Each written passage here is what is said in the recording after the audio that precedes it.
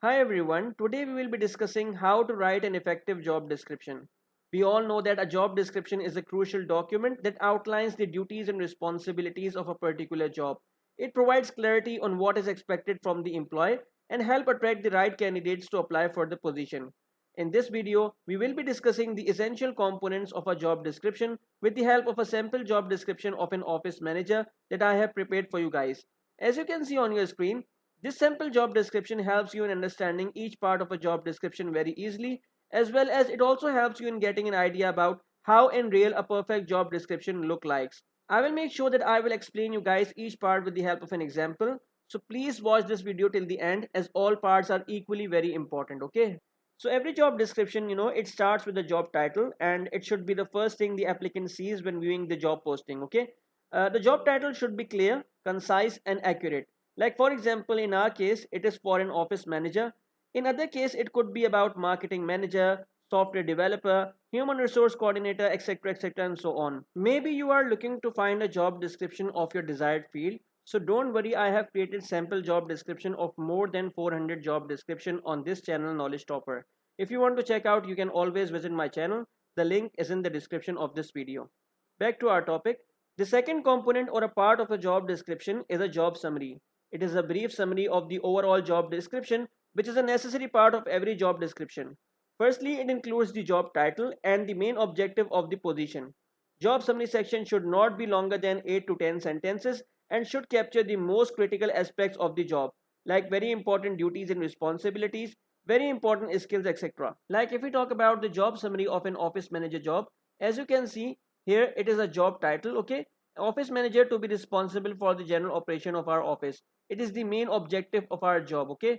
Then you will include all the very important duties and responsibilities as well as the requirement as well, the most important requirement as well, okay, like here, okay? After the job summary section, we have the duties and responsibilities section that should describe all the important duties and responsibilities of the job in detail.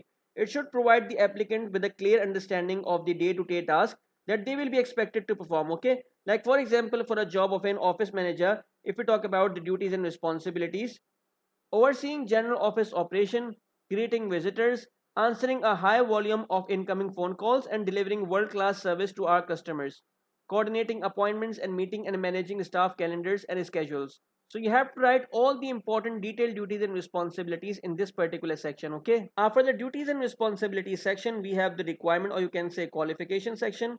This section outlines the necessary qualifications, skills and experience required for the position. Like for a job of an office manager, you have to write the requirements like that.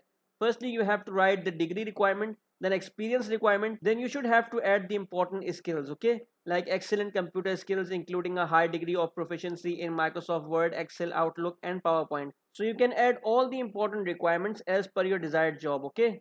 Some jobs may require physical demands such as lifting, standing for long periods, or working in outdoor environments. So it is essential to include any physical demands in the job description to ensure that the applicant is aware of what is expected of them. Like if we talk about a job of a construction worker, all the physical skills should be added. Like for example, this position requires standing for long periods and lifting up heavy equipment. So you have to write all these, requirements as per your desired job, okay? After the qualification and requirement section, we have the salary and bonuses section. Actually, some employers prefer not to disclose salary and benefits information upfront. It can be beneficial to include it in the job description. Basically, this information can help attract candidates who are the right fit for the position and your organization. Like for example, like you can add like salary range for this position is 60,000 to 80,000 annually depending on experience, okay? So since this is just a sample, so I didn't include that, okay?